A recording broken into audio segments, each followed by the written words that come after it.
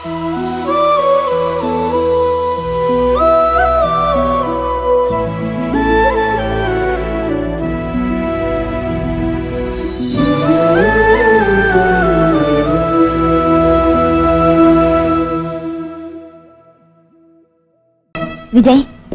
నేను dress change చేసుకొస్తాను.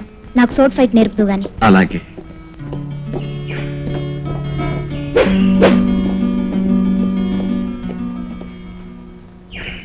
నీకు చాలా విద్యలుచ్చే, ఒకే ఒక విద్య మాత్రం వంటబట్టలేదండి. నీకు రాని విద్య అంటూ ఉందా? ఏమిటది? లోపల విషం ఉంచుకుని పైకి తేనె కురిపించే ప్రశస్తమైన విద్య.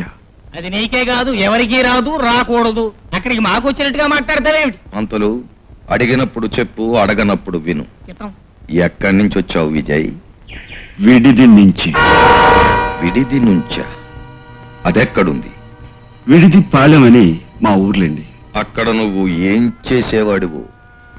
కాటు వేసే పాముల కూరలు పీకేవాణ్ణి, పొంచి ఉన్న పుల్ల మెడలు వంచేవాణ్ణి, నక్కి ఉన్న నక్కల పీకలు నొక్కేవాణ్ణి. అన్ని మంచి మంచి పనులు చేసే నువ్వు ఇక్కడికి ఎందుకు వచ్చావయ్యా? ఏదో కాస్త మార్పు కోసం. మొత్తానికి దివాణంలోకి నేర్పుగానే ప్రవేశించావు. అనుకున్న పని అయ్యేంత వరకు ఓర్పుగానే ఉంటాను. అలాగా? ఇంతకీ ఏమిటో అనుకున్న పని? చెప్పడం నాకు అలవాట్లేదు, చేసి చూపించడం తప్పుగా భావించకండి. అదే, అయినా అడిగి తెలుసుకోవడం తప్పు కాదు కదా? ఏదైనా అడిగి తెలుసుకోవడం గొప్ప కాదు, సొంతంగా కనిపెట్టి తెలుసుకోవాలి. అలాంటి ప్రయత్నాలు నువ్వు చేస్తే ప్రమాదాల్లో ఇరుక్కుంటావేమో నాయనా. ప్రమాదాల పని పట్టడం నాకు పుట్టుకతో వచ్చిన లక్షణం. అయితే లక్షణంగానే ఉంటావు. మీలాంటి వారి ఆశీస్సులుంటే ఎవరైనా సరే లక్షణంగానే ఉంటారనుకుంటా. అలా నువ్వు అనుకుంటూ ఉండాలని నేను కోరుకుంటా. మీ కోరిక తీరాలని నేను దేవుణ్ణి వేడుకుంటా. పంతులు గారు, ఇక్కడున్న కత్తులు కొన్నింటికి తేనె పూసినట్టుగా కనిపిస్తున్నాయి. వీటిని శుభ్రంగా కడిగించి పదును పెట్టించమని మన పని వాళ్లకు పురమాయించండి. ఉంటాను.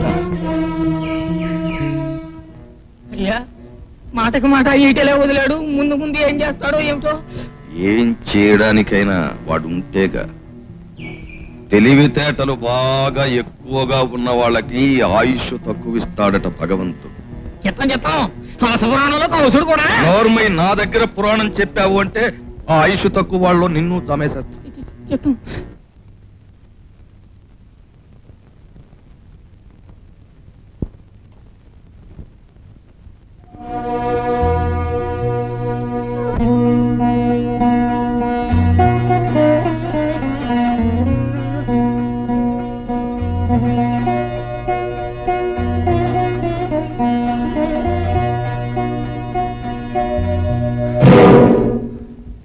ఏమే ముద్దు పెట్టుకుంటావా నన్ను? మా ఎంగిలి మెతుకులు తిని బ్రతికే నీలాంటి పనివాళ్ళు నన్ను తాకడం కూడా తప్పేనే. అలాంటిది ముద్దు పెట్టుకుంటావా? మాలిని, కళ్ళు మూసుకుపోయి ఒళ్ళు పొగరెక్కిందా నీకు? తల్లి లాంటి అన్నపూర్ణ మీద చేసుకుంటావా? ఇది నాకు తల్లి లాంటిదా? పొట్టకూటి కోసం మన కాళ్ళ దగ్గర పడుండే ఈ తక్కువ జాతి మనిషి, మన గుమ్మం దగ్గర కుక్కలా హీనంగా పడుండాల్సిన ఈ ముష్టిది బ్లూ బ్లడ్ కలిగిన నాకు తల్లి లాంటిదంటావేంటమ్మా? ఇలాంటి వాళ్ళు మనకు పాదసేవ చేయడానికి. ఐశ్వర్యం చూసుకుని అహంకారంతో పెద్ద చిన్న తేడా తెలియక ప్రవర్తించే నీకు నిజమేమిటో తెలియాలి. రత్నమాల, పూర్ణ, నువ్వు సహించి భరించగలిగినా దీని చేష్టల్నిక నేను భరించలేను. ఒసే మాలిని, జమీందారీ రక్తమని విడిచిపడే నిన్ను కన్నడెవరో తెలుసా? నేను కాదే, ఈ అన్నపూర్ణ.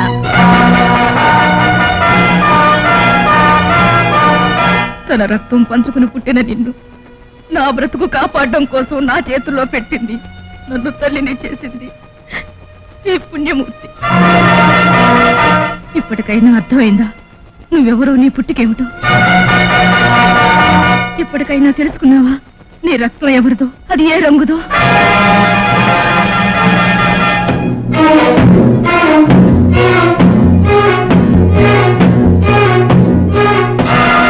విజయ్, నన్ను నాకు బ్రతికే అర్హత లేదు, నన్ను చావని. మాలిని, నిజాలన్నీ నీకంటే ముందుగా నాకు తెలుసు. చావు అనేది సమస్యకు పరిష్కారం కాదు. పొరపాటు చేసిన మనిషి చనిపోవడం గొప్ప కాదు. ఆ పొరపాటు సరిదిద్దుకుని బ్రతకాలి, మరో 10 మందిని బ్రతికించాలి. ఒక తల్లికి అన్యాయం చేశానన్న ఆవేదంతో నువ్వు ప్రాణం తీసుకుంటే ఇద్దరు తల్లులకు అన్యాయం చేసిందని అవుతావు. ఇంతకాలం నిన్ను ఆయాగా చూసుకుంటూ బ్రతుకుతున్న నీ కన్న తల్లి ఏమవ్వాలి? ఇంతకాలం నీ చేత అమ్మా అని పిలిపించుకున్న ఈ పెంచిన తల్లి ఏమవ్వాలి? ఇద్దరు తల్లుల గుండెలు బద్దలు చేయటం న్యాయం అంటావా? ఊహించని నిజం తెలియగానే తట్టుకోవటం కష్టం అవుతుంది. తట్టుకుని వాళ్ళకి నీ ప్రేమను అందిస్తూ వాళ్ళ ప్రేమను నువ్వు అందుకుంటూ బ్రతుకుని అందంగా మలుచుకోవాలి. మాల్ని, ఒక రకంగా ఈ లోకంలో అందరికంటే నువ్వు చాలా అదృష్టవంతురాలివి. పుట్టుక ఒకటే అయినా తల్లులిద్దరు.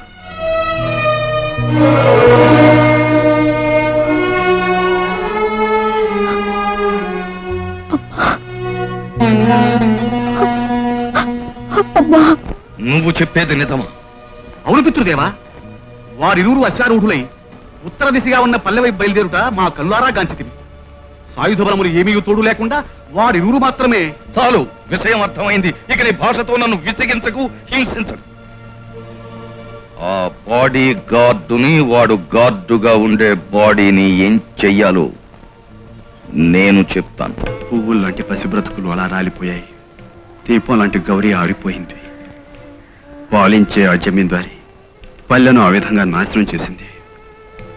మా నాన్నగారి పేరు అడ్డు పెట్టుకుని ఆ దివాన్ అన్ని దారుణాలు చేశాడన్నమాట. మాల్ని, అధికారంలో ఉన్న మనిషి ఆదమర్చి ఉంటే అవకాశవాదులు అన్యాయాలు చేయడం సహజం. విజయ్, గౌరకపోయాక పల్లె పాడైపోయాక ఆ శివుడేమయ్యాడు? న్యాయం కోసం దివాణానికి వచ్చి నవ్వులు పాలయ్యాడు. పుట్టినరోజు కానుకగా నీకు అప్పగించబడి అవమానం పాలయ్యాడు. అకారణంగా దెబ్బలు తిని అమాయకంగా ఏడ్చాడు. నువ్వు చెప్పేది నిజమే విజయ్. ఇప్పుడు ఎక్కడున్నాడు శివుడు? అతని క్షమాపణ అడగాలి. ఎక్కడున్నాడో చెప్పు. నీ ఎదురుగా మారిన రూపంలో ఉన్న ఈ విజయ్ ఆ శివుడు. విజయ్ నువ్వా? అవును, నేనే. ఆఖరి క్షణంలో గౌరీకిచ్చిన మాట కోసం కష్టాల్ని, కన్నీళ్ళని, బాధల్ని భరించి విజయుణ్ణయ్యాను. అంటే వెళ్ళిపోయిన అక్క కోసం నువ్వు అనుకున్నది సాధించాలని ఇలా మారావన్నమాట. నిజంగా ఎక్కడున్నా అక్క ఆత్మకి శాంతి కలుగుతుంది. మాల్ని, ఆనాడు నేను గీసిన గౌరీ బొమ్మకు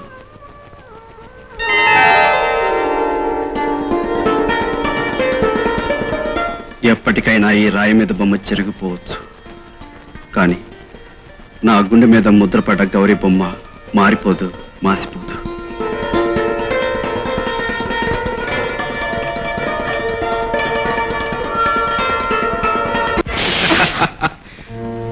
మధుర స్వప్నం నుండి మేల్కొంటివా? ఇక దుస్వప్నము కాంచబోదు. నాగోజీ, ఏమిటిలా వచ్చావు? నీ అందం మీద నా దండం మోజుపడి వచ్చింది. ఈ తుంటరిని తొలగించి మనం జంటగా ఇంటికి ఎగుదాం. తమ్ము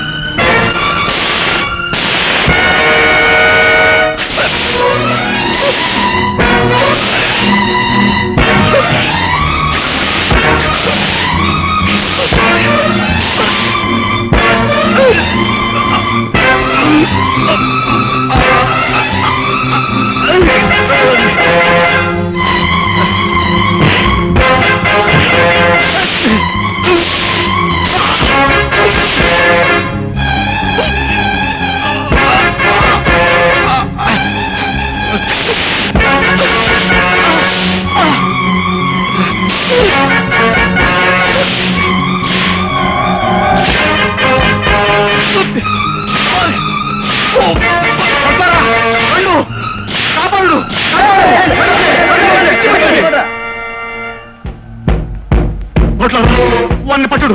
తొక్కి పట్టి నొక్కుడు, నొక్కి పట్టి తొక్కుడు.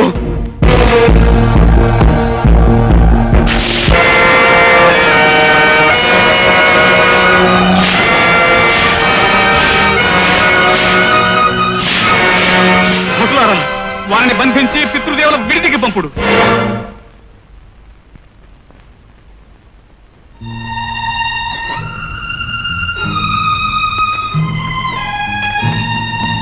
ప్రసంగి మాలినీదేవి వంట ఇంటి కుందేలు వల్ల లొంగిపోయిన వాడు విజయ్ కాదు అప్పటి మరి రాజమందిరం ఎక్కుదాం పద